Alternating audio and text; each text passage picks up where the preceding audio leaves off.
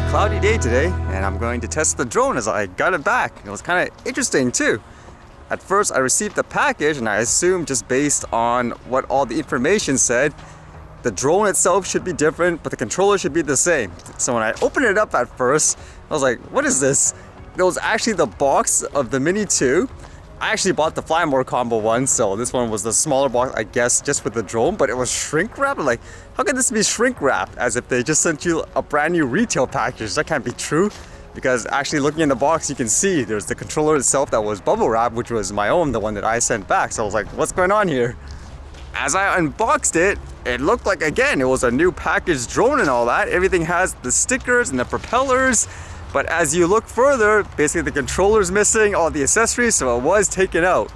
Which could only mean, I guess, two things possibly. One, this was an actual full retail package. They just took out all the accessories and then re-shrink wrapped it and sent it out.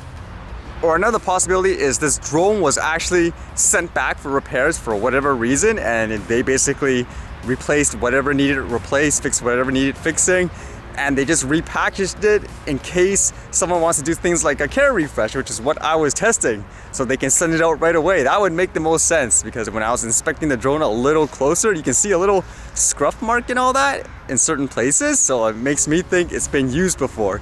Because in that terms of service, they do say you either get, I guess, a quote new drone or one that functions like new per se. So I'm just gonna test it out today and see how it's like to make sure it actually works in open spaces. Okay, I just did a quick test, and just to answer one of your guys' questions where you sent in the drone and when you got it back, you couldn't see the zoom in option anymore. From what I see here, it's actually still there, so that's perfectly fine. The issue I was interested in was I sent it back, for example, because when you bring it up and point the camera straight down, it refuses to go forward, even if you push the stick all the way. And unfortunately, that seems like the problem's still there. So I don't think it's a drone, but maybe the controller, or is it just a flaw in general in terms of some kind of design? I guess with the original Mavic Pro, the biggest flaw was the ribbon.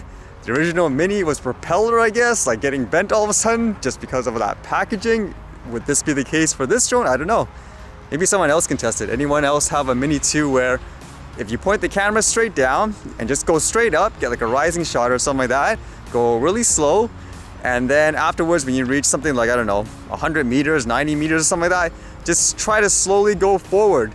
Does the drone actually go forward for you, or does it actually stay there? When you tilt the camera just a little bit up, just like last time, then you can go forward all of a sudden. So yeah, I don't know. More testing or what? At this point, the only real way to truly test it is to try a completely different controller, I think. Other than that, I quickly read this today where I talked about how NAV Canada is going to release that app where you can actually get instant drone approvals. I guess today they're actually blasting this out to everyone saying it's coming here spring. For here it says, the NAV Drone, coming soon, NAV Canada's new drone flight authorization tool. It says here, NAV Canada is excited to announce that this spring you will be able to submit drone flight authorization requests from a mobile device. NAV Drone, a new mobile and web application from NAV Canada, will help you fly your drone safely and legally in Canada's controlled airspace. NAV Drone will be available free of charge on the Apple Store and the Google Play Store.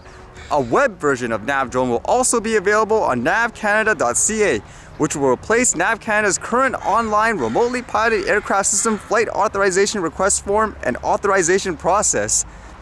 That's good that that's being replaced, and I guess with the instant requests here and approvals, depending on what you're doing, it'll help a lot in terms of the larger drones. I'll be sure to test it out once it actually officially launches. I just hope, like they say here, free of charge. I hope it actually stays that way.